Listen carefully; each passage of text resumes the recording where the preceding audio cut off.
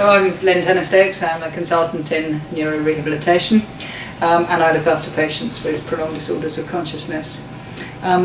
My role falls into really three different areas. First of all, as a doctor, I'm responsible for making diagnosis, making sure that we know what the cause of the patient's injury is and how they are affected by it, and making sure that we understand fully their level of awareness and interaction.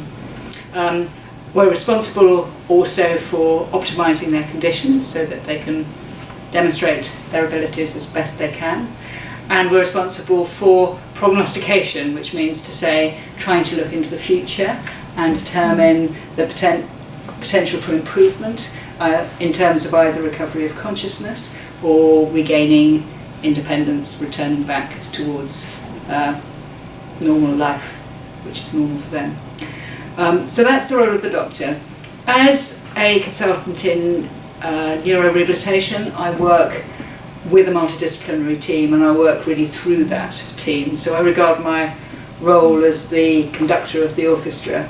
The team brings their own individual specialties to the assessment and evaluation and management of the patient, and my role is to try and make sure that the total effect of their intervention is greater than the sum of the individual parts, by trying to make sure that the care is fully coordinated and everybody is working together and understands fully what everybody else is doing. Then there's the role of the senior clinician, and in my case an expert prolonged disorders of consciousness physician.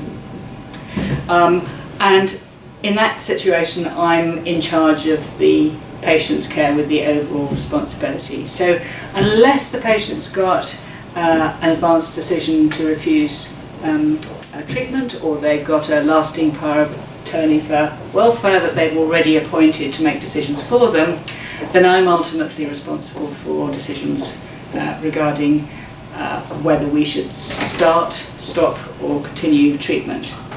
And that responsibility lies with me, but I have to make those decisions on the basis of the patient's best interests. And that requires, first of all, making sure that I've consulted with the clinical team and the family. And the family is really important in order to determine what the patient themselves would have wanted. They're the people who knew what the patient was like before they had their injury, so I'm looking to them from that knowledge to let me know what they think the patient would want to tell me if they were able to do so.